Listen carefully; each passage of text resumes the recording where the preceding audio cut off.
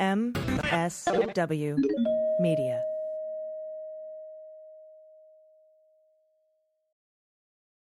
I'm Greg Olear. 4 years ago, I stopped writing novels to report on the crimes of Donald Trump and his associates. In 2018, I wrote a best-selling book about it, Dirty Rubles.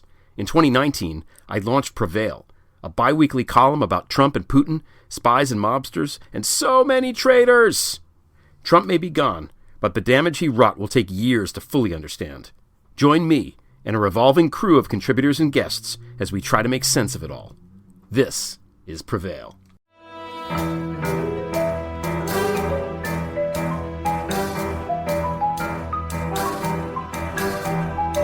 The rule of law is not just some lawyer's turn of phrase. It is the very foundation of our democracy. The essence of the rule of law is that like cases are treated alike. That there not be one rule for Democrats and another for Republicans, one rule for the powerful, another for the powerless, one rule for the rich and another for the poor, or different rules depending upon one's race or ethnicity. To serve as Attorney General at this critical time is a calling I am honored and eager to answer. So now it's clean up on aisle 45 time. And for a long while yet, it is going to be clean up on aisle 45.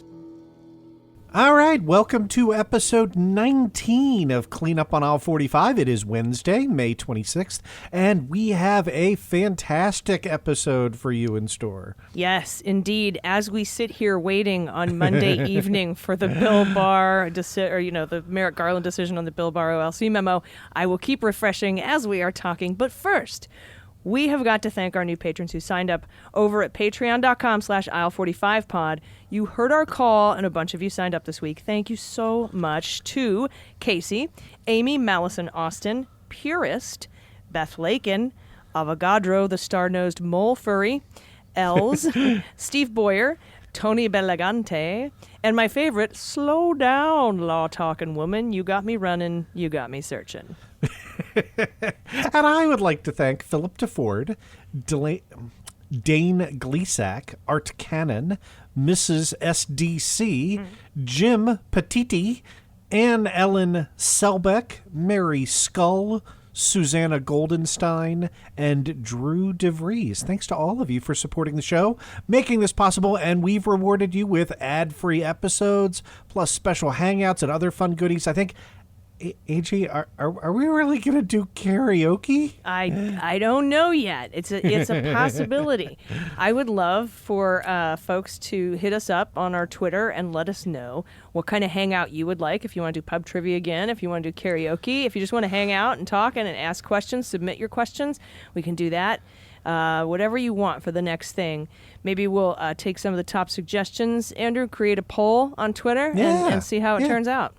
We'll give it, why don't we, I'll create a poll over on patreon.com/aisle45pod. Perfect. Awesome. Okay. Well, look, before you can make karaoke a legally binding promise, let's hurry up and get to the ABOC, where we have learned that former EU Ambassador Gordon Sondland, and, if you were skeptical of that guy from the outset, that, this will probably confirm your ambiguous feelings about him. Anyway, he has sued former Secretary of State Mike Pompeo and the United States of America for $1.8 million in reimbursement for his legal fees incurred in connection with the first impeachment. That was the Ukraine impeachment, not to be confused with the inciting an insurrection impeachment, and not to be confused with all of the rest of the crimes that the Trump administration engaged in. Ooh, yep, and we're inching closer and closer to charges. I don't want to make any promises, but it's looking good. And that is an interesting complaint. I've read it. The central thrust seems to be that once the Ukraine story broke and Sondland was subpoenaed to testify before Congress, he went straight to the White House and asked if they were going to represent him, and he was told that neither the State Department nor the Department of Justice would do so. He was on his own, so you better get a lawyer. So he hired a bunch of high-profile lawyers, but was concerned about how expensive they were. So he asked Mike Pompeo if the State Department would pay for his private legal fees, and Pompeo said yes. So, first off, Andrew, could the government legally do that? Can they say, yeah, we'll pay for your private lawyer legal fees? So it turns out, yes, they can, with an asterisk, right? That there has to not be crime involved, right? Like it's 22 U.S.C. Section 2698, and it authorizes the Secretary of State, then Pompeo, to in turn authorize a principal officer of the Foreign Service, that would include Gordon Sondland, to, quote, procure legal services whenever such services are required for the protection of the interests of the government or to enable a member of the service to carry on their work efficiently. So parse that pretty carefully, right? Like it has to either be in the interests of the government, that is not just in the interests of Donald Trump, right? It would be hard to argue that this enabled him to carry on his work efficiently, unless by efficiently you mean not doing it anymore, as he was cycled out in favor of the Rudy Giuliani backdoor dream team. Yeah, his job got really efficient pretty fast there by not existing. Or it could be here where it sure looks like the offer to pay was conditioned on Sondland keeping his mouth shut. Sondland's allegation is that Pompeo made a legally binding promise, both individually on behalf of the government, to pay his attorney's fees. But then, of course, Pompeo reneged on that promise after learning that Sondland intended to, mostly testify truthfully that Trump and his closest aides, including Rudy Giuliani, Colludi Rudy, pressured Ukraine to announce investigations that would involve then potential Democratic presidential candidate Joe Biden and his son, of course, Hunter Biden. Now, that seems like a crime. Yeah. So, look, let's be clear. This filing that we're talking about today is a civil complaint, and I'm going to break down exactly what it means. It does not have a criminal component to it yet, because Gordon Sondland is just a dude who wants his money right now. He's not a prosecutor, right? But if what you're asking is, if the allegations that Sondland makes in this complaint are true, do they suggest a crime by Pompeo? The answer is absolutely 100%, right? That crime is witness tampering. It is 18 U.S.C. Section 1512B. This is long familiar to, anybody who's a fan of the Mueller report, right? It is whoever knowingly, corruptly persuades another person or attempts to do so with intent to cause or induce any person to withhold testimony from an official proceeding, right? And then there's subsection C, that was B, which is even more of a catch-all. Whoever corruptly obstructs, influences, or impedes any official proceeding shall be fined or imprisoned not more than 20 years or both. Interesting. That sounds pretty serious, although the evidentiary standards are obviously different, right? Sondland only has to prove his claims here because it's a civil suit by a preponderance of the evidence, more likely than not, right? 5149. To bring criminal charges against Pompeo and others, though, so some people would hear this and go, he's guilty of a crime. Maybe not, because to bring criminal charges, that requires proving beyond a reasonable doubt. And we've got those qualifiers that played such a huge role in the Mueller investigation. You actually have to prove corrupt intent, right? You can't just say, well, it's pretty obvious. Yeah. No, that's right. But look, I'd be surprised if the DOJ wasn't at least interested. Especially since they're named as a co-defendant, and Merrick Garland got a copy of this lawsuit hand-delivered to him, right? So look, let's get back to what's happening under this civil complaint. It's actually pretty clever, right? Count 1 says that Pompeo had this 2698 authority to offer to pay attorney's fees, and he did, and the U.S. never paid it, so it's time to pay up.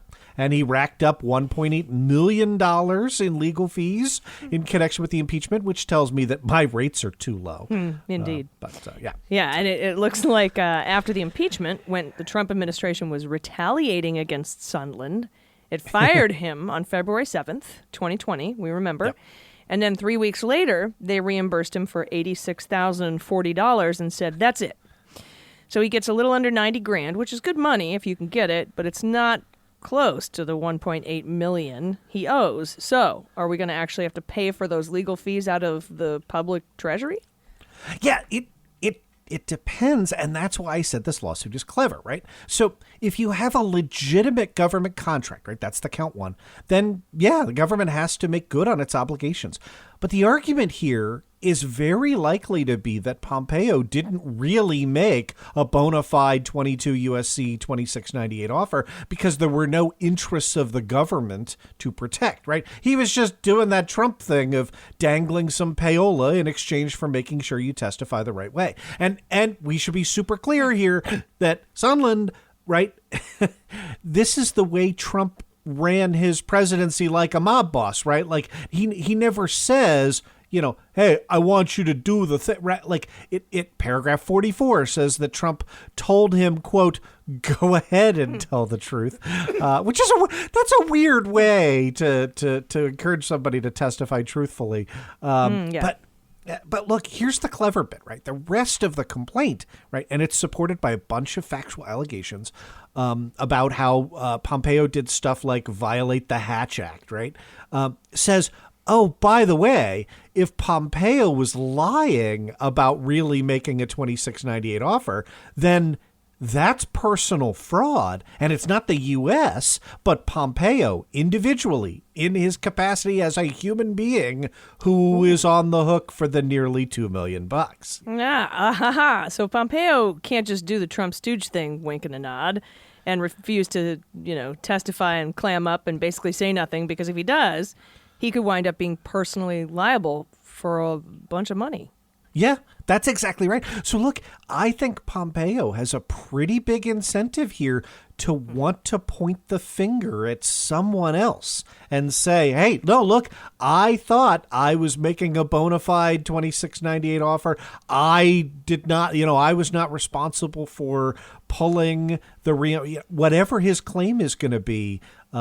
It has to be a claim. I mean, doesn't have to be, but he's got, 1.8 million reasons to try and say that somebody else got involved in the process. So this is going to be really, really interesting, and I am really looking forward to following it. Yeah, sort of a damned if he does, damned if he doesn't scenario, right? Because if he says then there was no bona fide and he's personally liable. So he has to say that there was in order to avoid that. But if he does that, then the government owes the money, but there has to be some other sort of mitigating, non-zero net force that maybe, I don't know, is named Trump. So we'll see. We'll see what happens, though. It's very interesting because I know Pompeo is really interested in preserving his cred because I think he wants to make a run for the White House in 24, or he wants to continue in politics. That's sort of why he was trying to do his best to keep his nose clean. So, yeah, I'm interested to see what happens here, too. Sondland's a butthole, but this is a very, very clever lawsuit, and I love the circular firing squad, so I'm all for it. Yep. I think you've hit that exactly on the head. Sweet. Well, everybody, we have a lot more to get to in this show. I'm going to check. Oh, let me check right now. I'm going to check over here on the interwebs to see if still no filing in D.C. on the Bill Barr memo. I'm going to keep checking throughout the show. We'll take a quick break. I hope it happens during the break. We'll be right back. Stay with us. Hey, this is Andrew, and this is an ad for Apostrophe. Skincare is an area where there's a ton of pseudoscience and nonsense, right? When I had zits as a teenager, I got the put toothpaste on it. Fun fact, that doesn't work, and neither do most home remedies and over-the-counter acne products. Worse, some of them can really damage your skin. But you know what actually does work? Science, prescription treatments. That's why I'm really excited to partner with Apostrophe, sponsoring this episode. Apostrophe is a prescription skincare company that offers science-backed oral and topical medications that are clinically proven to help clear acne. Apostrophe connects you with a board-certified dermatologist who will create a personalized treatment plan that is perfectly tailored to your unique skin. Simply fill out Apostrophe's online quiz about your skin goals and medical history. Then you snap a few selfies and your dermatologist will create your customized treatment plan. Apostrophe treats acne, and they can also help you hit your other skincare goals like reducing reducing redness, dark spots, wrinkles, which, are kind of a part of my personal skincare goals as a man of advancing years. Look, with Apostrophe, it's really nice to know that you have a real dermatologist and that your plan was tailored just for you. Submitting for my first visit was quick, and I didn't even need to schedule an appointment. Best of all, didn't have to go to the pharmacy, wait in line to get my meds. They sent them directly to me with a cute little postcard and stickers to personalize my prescription bottle. Look, we have a special deal for our audience. You can save $15 off your first visit with a board-certified dermatologist at apostrophe.com/cleanup when you use our code CLEANUP. This code is only available to our listeners. So to get started, just go to apostrophe.com/cleanup, click on Begin Visit, then use our code CLEANUP at sign up, and you'll get $15 off your dermatology visit. That's apostrophe.com/CLEANUP, and use that code CLEANUP again, CLEANUP, to get your dermatology visit and save $15. And we thank Apostrophe for sponsoring this podcast. Everybody, welcome back. I would now like to talk about a guy named Charles Rettig. Trump nominated him to be the IRS tax commissioner in April 2018. He was confirmed in October of that same year. At the time, it seemed clear Trump was trying to install friendlies at the IRS to help keep his tax returns under wraps in the face of the subpoenas from the House Ways and Means Committee trying to obtain them. Remember, Richie Neal was, hey, we don't have to have a legislative purpose. We're the House Ways and Means Committee. Hand over your shit. We talked about, Andrew, you and I talked about back in during Vietnam, all those cafes and coffee houses that were like housing and supporting anti-war protests. The Congress corruptly wanted all of their tax filings, and they had to hand them over because that's what you shall furnish. Remember, everyone was talking about that word shall.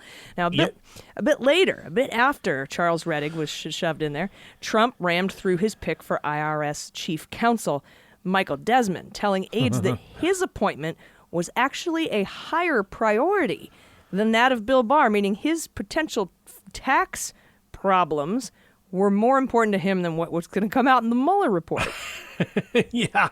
And by the way, long as we're talking about Rettig, when he was nominated, he, of course, failed to disclose the fact that he earns as much as $1 million a year in rental income from the Trump-branded properties that he co-owns in Hawaii. Oh. So, there's that. But Rettig really has demonstrated his determination to keep the post in ways that have impressed Democratic officials. So, for example, surprised Democratic lawmakers in April when he pegged the tax gap, right? That's the difference between what the IRS is owed and what it collects, right? The enforcement mechanism there, as possibly greater than $1 trillion annually. Okay, and we're only asking for a $1.7 trillion infrastructure bill. That's most of that. Yeah. 1 year. And that appears to play into the Democrats' messaging that we need to be aggressive about tax enforcement, right? And he's also talked positively, Rettig has, about specifically stepping up tax enforcement on the rich and mobilizing the IRS to disperse the new Biden child tax credits and other stimulus programs, which you'll talk about later, Andrew. But not all Dems are on board. Yep. Quote, he represents some real risks, and it's a little unclear how much you can rely on the guy, but there's a strong reluctance to try to change things right now. That was a senior House Democratic aide who spoke, on the condition of anonymity. So, Andrew, why the reluctance to clean house here, boot him out, and just put a Biden-friendly guy in the driver's seat? Yeah, there's some political considerations here, right? So, first, a lot of Democrats really are concerned that removing him could embroil the IRS in a political controversy, right? You might recall that was a massive headache for Obama when, in 2010, the Tea Party accused his administration of going after conservative nonprofits. That turned out, by the way, 100% false, right? Not the case, right? But it's part of kind of the background meme conditions that, people, the same folks that think, Hillary Clinton rapes and murders babies in the basement of a pizza parlor that doesn't have a basement, think that the last Democratic administration used the IRS to target their political enemies. So I think on the one hand, there's this idea of why risk something that could have a huge kind of political backfire when keeping the Trump appointee around sort of insulates you from charges that you are weaponizing the IRS for political purposes. Now, look, let's be realistic here, right? The Republican Party is going to make those accusations regardless, right? Oh, yeah. And if he screws up, the Republicans won't care if he's a Trump holdover. They'll go after Biden for anything they don't like happening at the IRS. So now Rettig appears to be saying all the right things, right, to appeal to Democrats. Do we have red meat? They're throwing kale at us. They're throwing kale. Right. Perhaps this is a bid to keep his job, which terms out, by the way, in 2022, end of 2022 in November. So here's some other things, though, Andrew. What are some of the other things he's said that are appealing to Democrats? Because there's quite a bit. Yep. And again, this is drilling down deeper, what you might say, walking the walk on the tax gap enforcement issue, right? So last month, he said the IRS was, quote, outgunned. And again, think about what that means, right? That means ultra wealthy people can afford to hire high priced lawyers and accountants to try and evade their taxes, right? And that the IRS needs more funding in order to close that gap, saying, quote, the IRS absolutely needs more resources across all lanes of the agency. And if you're thinking maybe I'm the one reading this as like, a tap to the side of the nose, like, no. Like Pennsylvania Democratic Representative Brendan Boyle said, quote, having a Trump appointee making classically Democratic arguments that there needs to be greater IRS enforcement of the wealthy to pay their taxes is very helpful to us. Yeah. And he's actually drawing criticism from Republicans, including good old Idaho Republican Mike Crapo, the top Republican on the Finance Committee, who wrote a letter to Rettig, a Rettig letter, asking for an explanation of his tax gap estimate, the $1 trillion that you were talking about. And former IRS Commissioner Mark Everson also questioned Rettig's numbers, saying, you either have good numbers or you don't. It serves to undermine the thorough, albeit slow, estimates by the IRS career professionals to speculate about something of this importance. Yeah. And you alluded earlier to Michael Desmond, right? That was the IRS chief counsel that Trump rammed through at the last minute, right, to help protect his tax returns. He said comparisons of audits of the rich done shortly after filing deadlines were, quote, very misleading, end of quote, and said that Rettig had long been focused on reversing the decline in IRS staff. Yeah, but on the other hand, liberal economist Dean Baker has said, quote, it's enormously important for Biden to have someone leading the IRS that he has confidence in, and if I were Biden, I would not have confidence in Rettig. Rettig is saying better things, but I'm sure he is political enough that if he wants to stay there, he has to at least provide lip service to Biden's agenda. If I were Biden, would I trust that? The answer would be no. So, if he stays, there's a lot that Biden would have to rely on him for when considering the massive stimulus legislation he's proposed and has passed and is about to propose, right? Yep. Yeah, that's right. So, in addition to the child tax benefit, which passed as part of COVID relief, the jobs plan, and we're likely to get some version of this, right? The jobs plan includes billions in tax credits for clean energy, for research and development, and for housing. And then Biden's family's plan also calls for child care tax subsidies, paid family leave, health care credits. That all of those things would be Rettig's responsibility. And that's not even to mention the increased tax rates on the wealthy that are at the dispute, the heart of the dispute between Biden's plan and the Republicans. But again, I think we're likely to get some version of that to pay for infrastructure. Yeah, they're still extremely far apart. I think the latest numbers were $800 billion on the Republican side and $1.7 trillion. So Biden came down 10 times more than the Republicans came up. But of course, Republicans want to pay for it by cutting, programs. And Biden says, just tax the fucking rich, man. Could you just $1 trillion tax gap? And so that's sort of why it's interesting that Rettig, the Trump lackey, is saying that tax gap exists and that enforcement needs to happen and we need more resources to do it. Now, Bill Pascrell, one of Rettig's biggest critics, says that Rettig seems like a decent guy, but Biden should replace him with, quote, someone in the boat rowing the same direction.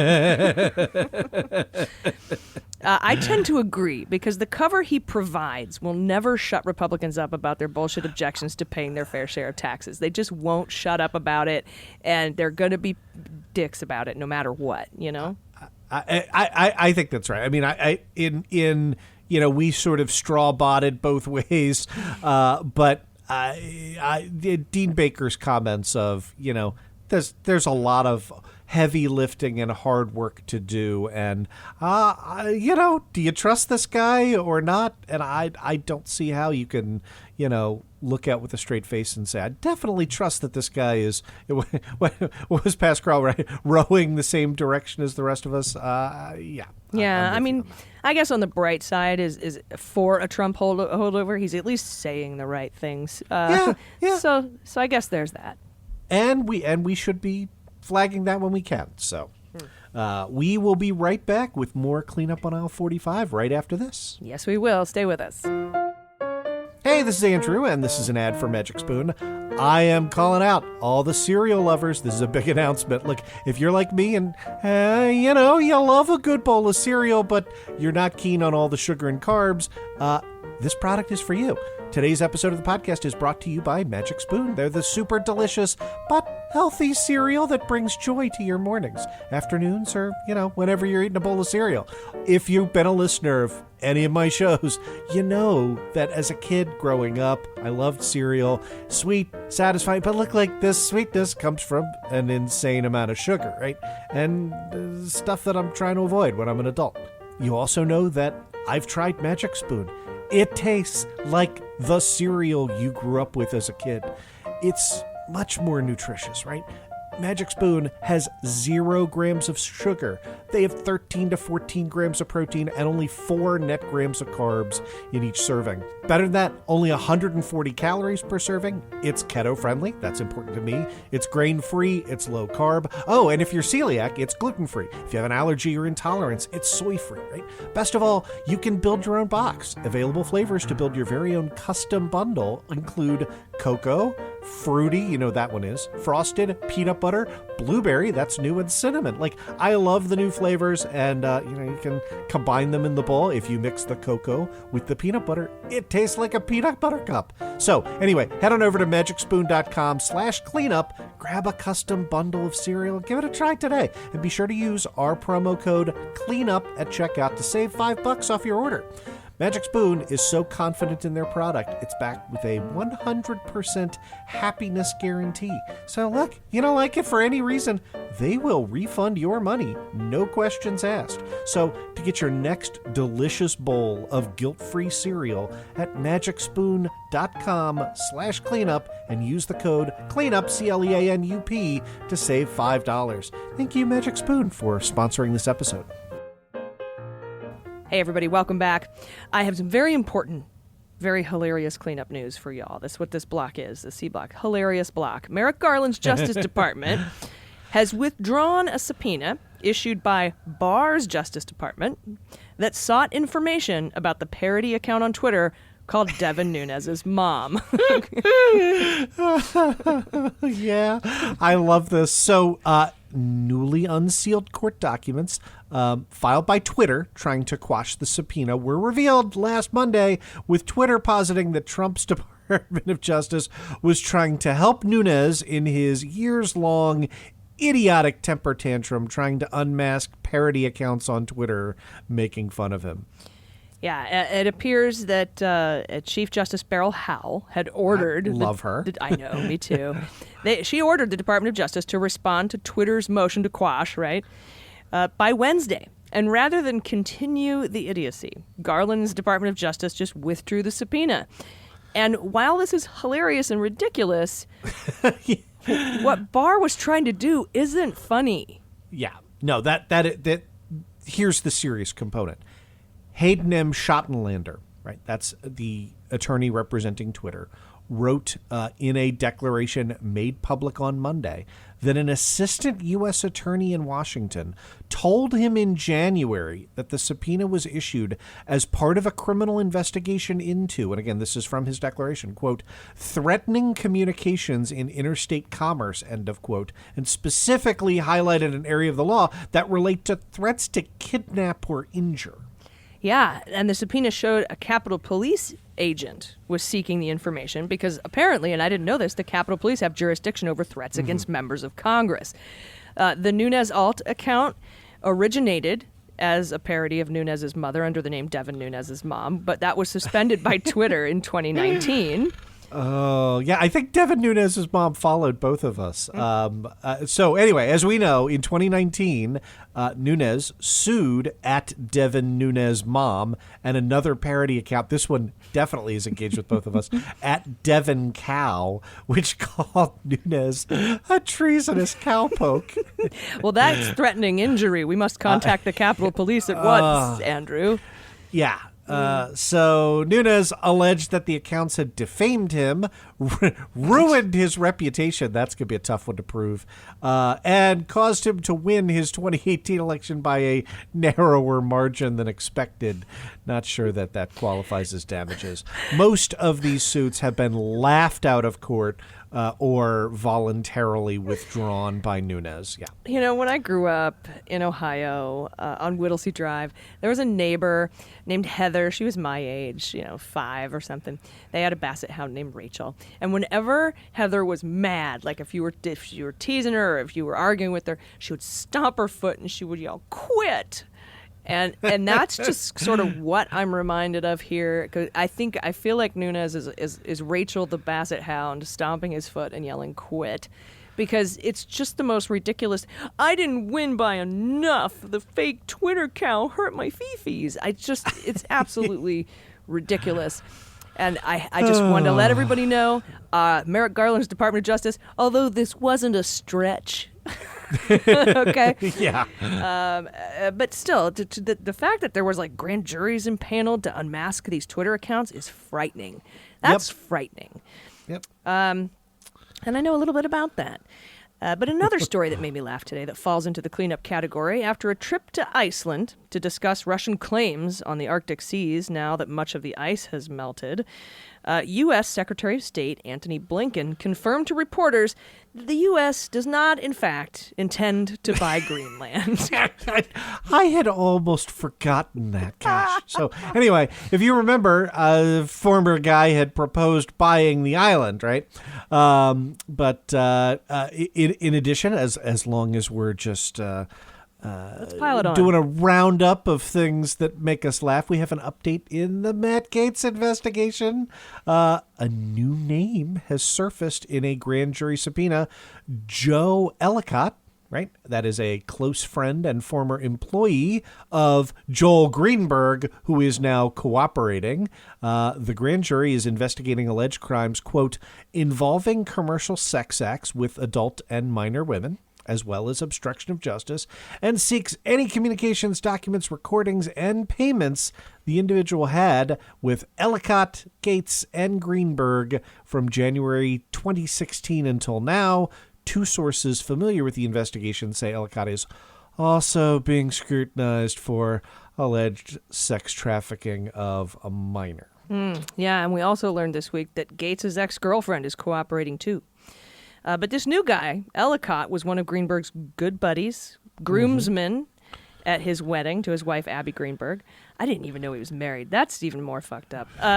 Ellicott was accused of sexually harassing a woman who worked in the Seminole County tax collector's office. The woman sent the office a letter on August 28th of 2019 threatening to sue over the alleged harassment that listed a host of inappropriate comments made to her, including, quote, how much he wants sex from young women, and, quote, how he uses women sexually when they are in desperate situations, such as a young student or single mom. Oh, gross. Yeah, it kind of makes you wonder about all those Venmo transactions for tuition. Anyway, we will keep you posted on this investigation as it unfolds, and we'll be right back with more cleanup after this message.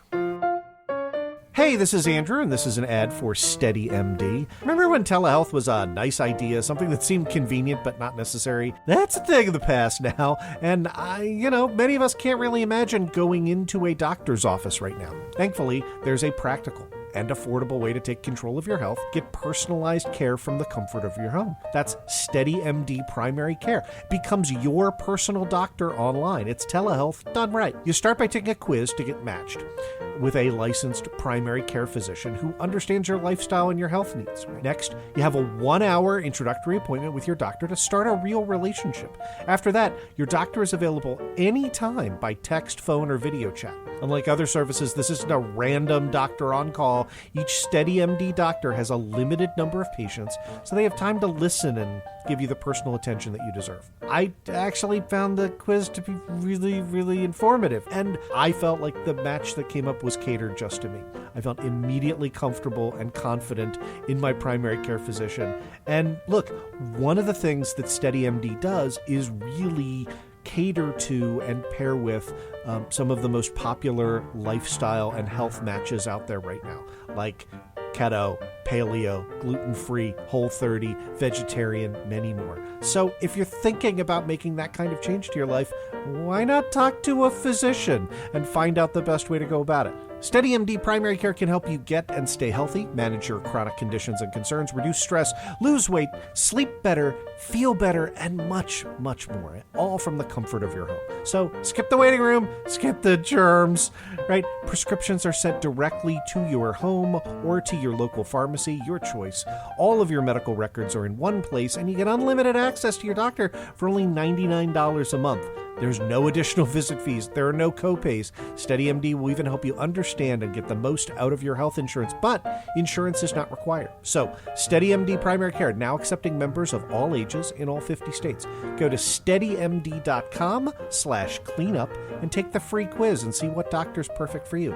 That's steadymd.com/CLEANUP. No risk, no long-term commitment. SteadyMD.com/cleanup. And again, we thank them for sponsoring this podcast. I'm just checking my feed here. Nope, no Bill Barr memo. Hey, this is Andrew. So as you know, despite our best efforts to record late into the evening on Monday, after we recorded the bulk of this show, we in fact learned that Merrick Garland's Department of Justice intended to take a position in the Crew lawsuit, and that is particularly with respect to the memorandum from Assistant Attorney General Stephen A. Engel of the Office of Legal Counsel and his Principal Associate Deputy Attorney General Edward C. O'Callaghan. This is the March 24th, 2019 memo.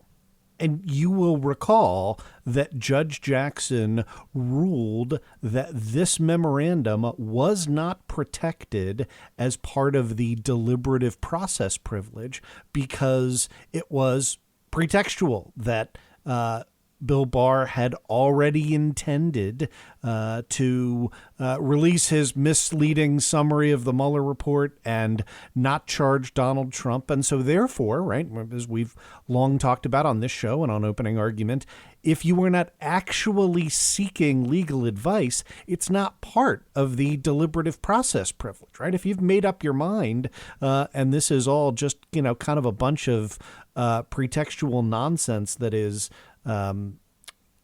tacked on after the fact, then the public has a right to see it because in general, we believe in open sunshine laws. We believe that people should know and have a right to access documents that are generated by your government. So what has the Garland DOJ done? Number one, it's agreed that it intends to appeal Judge Jackson's ruling.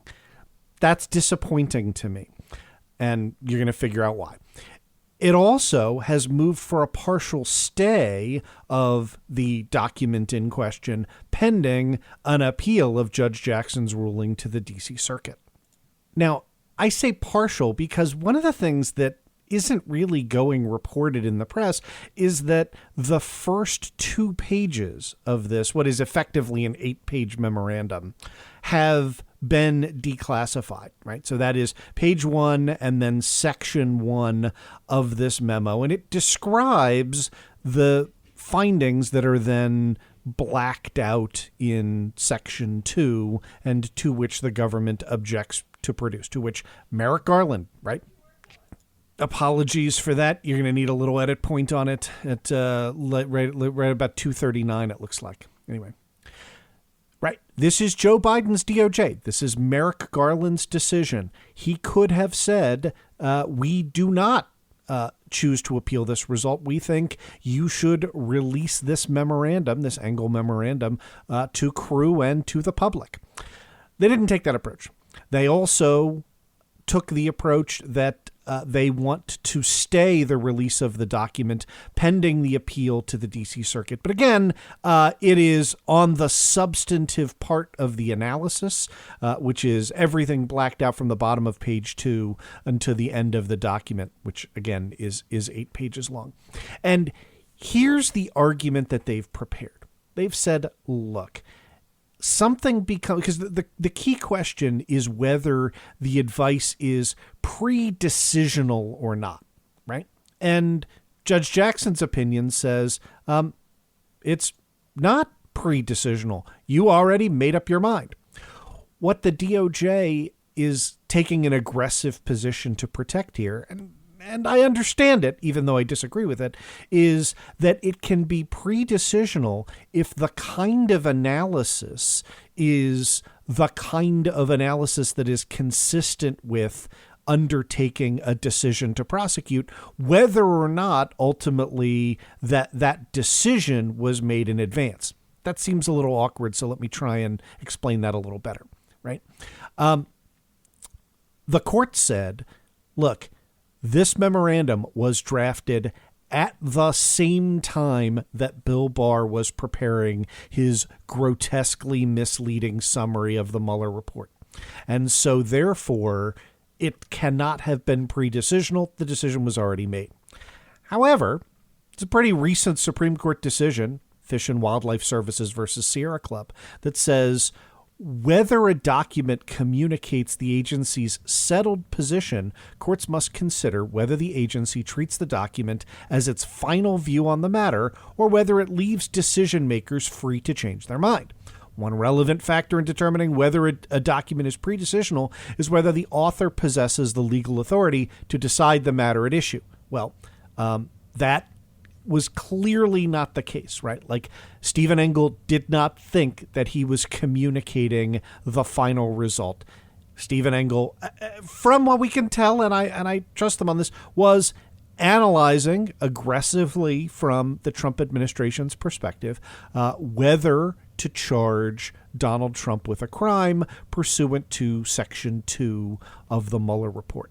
So you might ask, okay, but how does that change if the outcome has already been decided, right? And the answer is that a document, and again, this is the argument, can retain its pre-decisional character so long as the decision could be informed by that memorandum. In other words, you haven't made a final decision yet. You might change your mind. This bears on the subject matter. And so even if it seems like it's pretextual, that would preserve the deliberative process privilege. Okay, that's the best case argument I can come up with, right? Is that the DOJ wants to preserve an aggressive view of what constitutes pre-decisional authority because it doesn't want this to come back and, bite them in the behind when the Biden administration is deliberating about a controversial policy and they actually need to protect that privilege. And look, I've given examples of this before, right? Like, you would not want, let's say that the administration is debating whether to conduct military strikes, right? And at the end of the day, right, one of the pieces of legal advice that they're asked to call upon is, does this violate, various canons of international law? Would it violate the Geneva Convention? All that sort of thing. You would not want all of the deliberations on whether to bomb people to be made public as an administration, right? You would want, especially if you decide the other way, right? And you would want your advisors to feel free to say, no, here are the strong arguments for undertaking this action, even if ultimately they lose. And so I agree with the idea in general that, you want to be aggressive in protecting the deliberative process privilege when you're the president, when you're the Department of Justice. I don't know that giving in here would have set any kind of precedent other than pretextual memoranda delivered contemporaneously with the decision having already been made do not fall under the deliberative process privilege and do not deserve legal protection. And, if you want to avoid being caught up in that, don't issue pretextual memoranda. Don't make up your mind. Keep an open mind and actually solicit input from folks if that's what you think you want. So at the end of the day, I understand this. I'm disappointed. And I think that if you go to read it, you will probably come to that conclusion. There is a little bit more out there than I think some news outlets are telling us. But at the end of the day, this is really, really significant, and it is a crucial issue regarding trust in the process going on at in the other guy's Department of Justice. And I certainly wish they'd come out differently.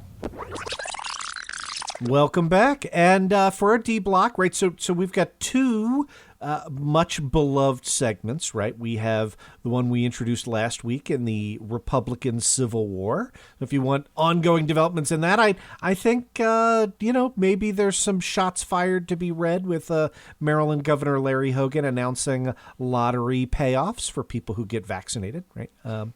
Yeah, and Mitt Romney has changed positions. He now supports the Insurrection Commission. So there's that. There's that little bit of, and of course, the entire Sunderland block is is this, and it's this suit against Pompeo, and it's fantastic. But we have one new comings and goings. Is that right? That is absolutely right. Yeah. Yeah, so since we last checked in, the Senate has confirmed 3 more Biden nominees, and various committees have favorably reported out key appointees like Undersecretary of Defense Mike McCord, Undersecretary for Intelligence Ronald Moultrie, and Deputy HUD Secretary Adrian Todman. Welcome. Yeah, welcome aboard. And look, the pipeline continues to fill up, right? We've talked about this, but for each and every one of these PAS nominees, you have to schedule a Senate hearing, right? And that committee hearing has to take place. So we have new hearings being held for a number of high-profile appointees. Far too many to list. There are 145 in the pipeline. But today, we learned somebody beginning the process, a new nominee for chairperson of the National Transportation Safety Board. This is Jennifer Homendy. Now, this would be a promotion for her. She is already on the board, but would ascend to become its chair.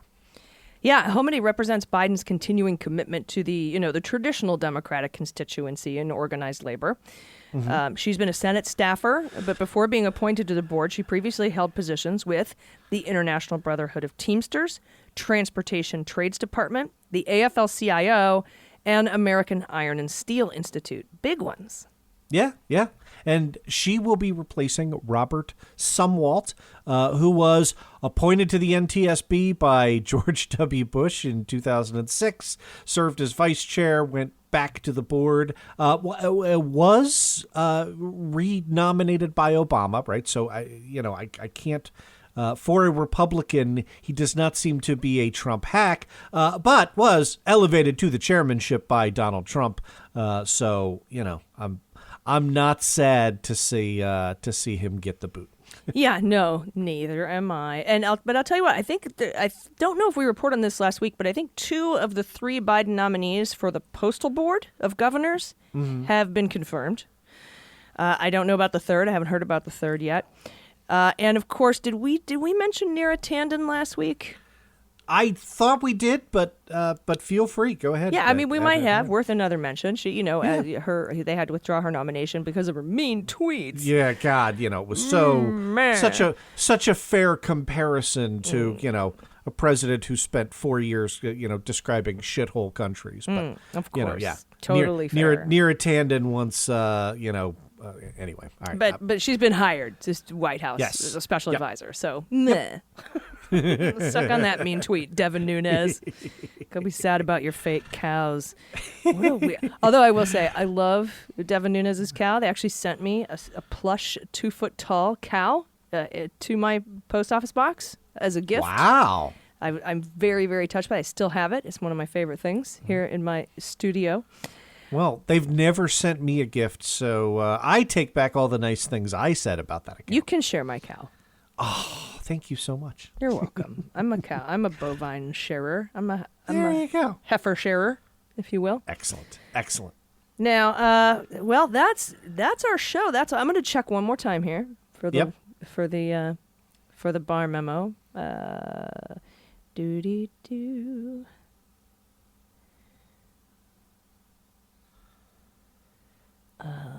The Dick of the Day trophy goes to Liz Cheney for showing she's no different than Trump and his racist cult when it comes to supporting voter suppression. Okay, no.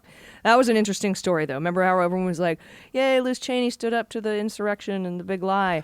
But then she sat down and said that it has that big lie has nothing to do with the hundreds of voter suppression bills that are being passed. Okay. Yeah, no, in fairness to Liz Cheney, I don't know if fairness is the right word. Like, she's right. That's an entirely separate voter suppression effort that is key to keeping Republicans in power despite their dwindling minority of actual support among actual voters. So, yeah, look, when we cover the Republican Civil War, it's not because either side of that you should be rooting for, right? Like, you should be rooting for World War I. Like, have them draw trenches and, be stuck in that for, I don't know, the rest of their natural lives. These are still bad people with bad ideas, and the fact that it's breaking down into bad people with bad ideas who are at least somewhat connected to reality and lie about the stuff that they don't want you to know about, or bad people with bad ideas who are also unhinged, deranged conspiracy theory lunatics. Like, you don't have to pick a side in that war. Yeah, although it is connected in the sense that Republicans are using the big lie to justify passing these voter suppression bills. And that is the connection that Liz Cheney is refusing to make. Yeah. I stand corrected. Yeah, no, just in that way. But I mean, yeah, there's all kinds of different separate voter suppression things that they're trying to do. I mean, look, we got Thomas Hofeller's directory, right? Yeah. Like, this is not, we do not have to. Is that how it's pronounced? I've always called it Hofeller, but Well, just because of Dr. Hoffar and Amel Mahay from The Man with Two Brains, I call him Hofeller.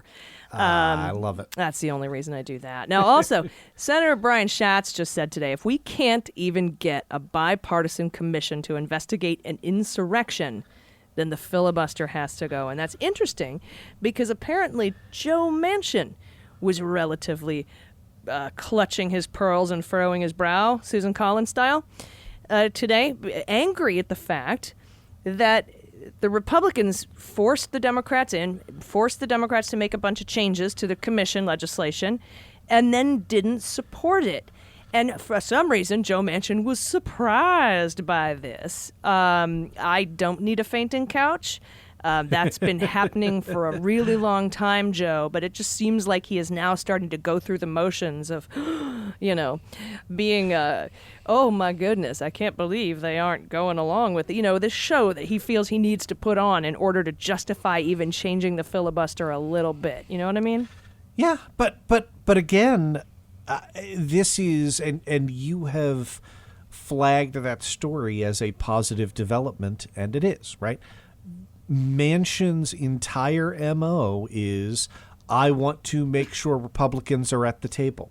And if he can convince, right, his base, his supporters in West Virginia of, hey, look, like I tried, and here are 5 separate examples of when I held up legislation and I voted against Democrats and I said, come to the table, and they did, and we made changes, and then you voted against it anyway. Maybe that is going to provide him the political cover he needs. I sure hope so. Yeah, and Leader Schumer says that the Senate will consider the legislation. He's going to force a vote on this so that Manchin can get a list of names of everybody who voted no, but requested that it be an even Steven 5-5 on the commission and, all this other crap. So, I mean, we'll see what happens. He's got to go through the motions for his voters. That's political theater. That's just how it works in some states versus other states, as we know. We're well aware of that. It's frustrating to watch when you know it's happening, but it is what it is, and I hate people who say it is what it is. So let me retract that. But I personally think that there should be an independent counsel appointed to look into the commission, or have Pelosi put together a congressional commission to look into it, although that would be hugely political and quite annoying to watch in some aspects. But we do have the criminal investigation into the insurrection going on right now out of the Department of Justice. So it's being investigated. But, we know they've said the quiet part out loud. Mitch McConnell has said the reason he's not supporting it is because the findings are going to come out right around the time 2022 we start gearing up for another election, and he doesn't want that albatross around the neck of the Republican Party, like they haven't already got 67 albatrosses. What's the plural for albitri? Albatrossi. Yeah, hanging around their necks. But anyway. I forget who it was that said you don't invite Republicans onto a bipartisan commission investigating the insurrection any more than you would have invited Al Qaeda to participate in the 9/11 commission. It's easy to kind of use that as a laugh line or see how, but it's true. Like we have evidence from the impeachment, right? That the call came from inside the house, right? That yeah, well, it's like Barr investigated themselves and found that they did nothing wrong. Shocker. There you go. And all the Republicans are like, well, Barr said so. Well, he's part of the conspiracy. You know what? Just never you mind. But anyway, this has been great. I'm so sorry that this Bill Barr memo didn't drop in time. If it does, we'll try to squeeze in an update. Absolutely. But if not, that opening arguments and the Beans are going to cover it. You'll hear about it from us. It'll happen. We won't leave you in the lurch. We absolutely will not, and we'll talk all about it on next week's Cleanup on Aisle 45. Thank you so much for listening. Yep. See you then. Cleanup on Aisle 45 is written and produced by Allison Gill and Andrew Torres and is engineered and edited by Mackenzie Mazzell and Starburns Audio. Fact-checking and research by Allison Gill and Andrew Torres with quality assurance and media by Muller She Wrote, LLC. Branding, design, and logo by Starburns Audio and Joel Reeder with Moxie Design Studios. And our copy is written by Jesse Egan. Our music is written and recorded by Adam Orr and Christopher Hoffey, and our opening sequence is designed by Allison Gill and mixed by Mackenzie Mazzell and Starburns Audio. Follow us on Twitter at Aisle45Pod and listen wherever you get your podcasts.